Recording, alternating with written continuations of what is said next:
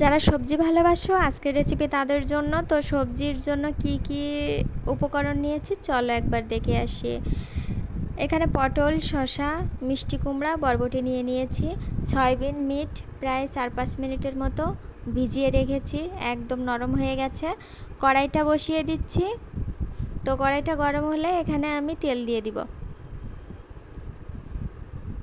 তেল দিয়ে দিয়েছি। এখানে আমি সয়াবিন মিটটা আগে ভেজে নিব। এখানে ছোট্ট একটা টিপস, যেটা সয়াবিন মিটটা কিন্তু অবশ্যই গরম জলে ভিজিয়ে রাখতে হবে, তাহলে সয়াবিনের যে আলাদা একটা গন্ধ থাকে সেই গন্ধটা দূর হয়ে যাবে, তরকারি খেতেও ভালো লাগবে।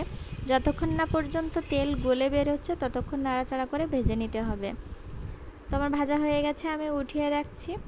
উঠিয়ে রেখে সেই একই তেলে আমি গোটা মশলাগুলো দিয়ে দিব।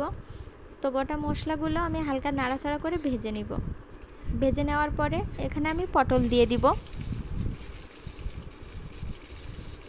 তো এখানে আমি পটলে একটু লবণ অ্যাড করেছি। লবণ অ্যাড করে আমি ভাজিটা করে নিচ্ছি। তো এখানে আরেকটা টিপস, সব তরকারিগুলো কিন্তু আমি একসাথে দিব না, তাহলে কোনোটা কাঁচা রয়ে যাবে, আবার কোনোটা অনেক সিদ্ধ হয়ে যাবে, এরকম অবস্থায় হবে। বিশেষ করে এই বেশি তেলে আগে পটলটা ভেজে নিতে হবে, তা না কারণ পটলেও কিন্তু আলাদা একটা কষ লাগে, তো সেটা দূর হয়ে যাবে অধিক তেলে ভাজার কারণে। তো কিছুটা ভেজে নিয়ে আমি এখানে বরবটি দিয়ে দিয়েছি। তো বরবটিটা এবং পটলটা আর একটু নাড়াচাড়া করে আমি বেশ কিছু সময় ধরে কিন্তু এটা কষিয়ে নিয়েছি। কষিয়ে নেওয়ার পর এখানে আমি মিষ্টি কুমড়া আর শসা দিয়ে নিব। আমি কিন্তু লো আছে এটা করছি। লো আছে করলে একটু সময় লাগে, কিন্তু ভাজিটাও ভালো হয়, তরকারিটা খেতেও ভালো লাগে। তো শসাতে কিন্তু প্রচুর পরিমাণে জল বের হয়, সে কারণে আমি এখানে কোনো জল অ্যাড করব না। এখানে আমি জাস্ট শুধু লো আছে জ্বালাবো, আর শসাতে যে জল বের হবে সেটাতেই কিন্তু পুরো তরকারিটা মোটামুটি ভালোভাবে সিদ্ধ হয়ে যাবে। তো এখানে আমি লবণ দিয়ে নিব, হলুদ দিয়ে নিব। পরিমাণ মতো কিন্তু লবণ দিতে হবে, যেহেতু আমি আগেও লবণ অ্যাড করেছি, সে কারণে আমি আমার হিসাব মতো আমি লবণ দিব। এরপরে ধনিয়া গুঁড়া দিয়ে দিব, শুকনা মরিচও কিছু দিয়ে দিব, মানে গুঁড়া মরিচ দিয়ে দিয়েছি। দেওয়ার পরে এটা আমি ভালো করে নাড়াচাড়া করে নিব, ভালো করে মিশিয়ে নিব সব সবজির সাথে। এটা আমি ভালো করে সবজির সাথে মিশিয়ে আমি কিন্তু 1.5 থেকে 2 মিনিট ঢাকনা দিয়ে ঢেকে কষিয়ে নিয়েছি।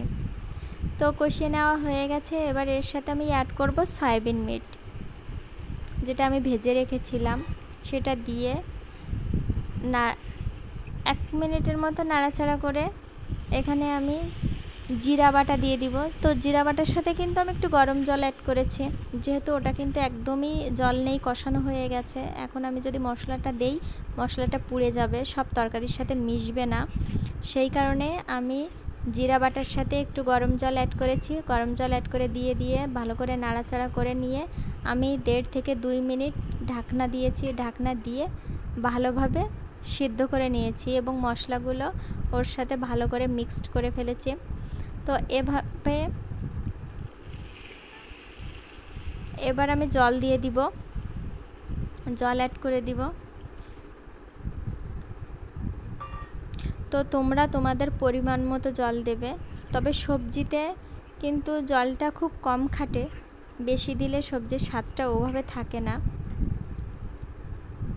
তো আমি জলটা দিয়ে এবার হাই আছে ঢাকনা দিয়ে একদম 4 থেকে 5 মিনিট জ্বালিয়ে নিব।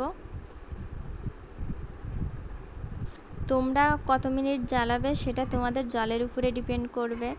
তোমরা যতখানি জল দেবে সেই পরিমাণ মতো তোমরা সেভাবে জ্বালিয়ে নেবে।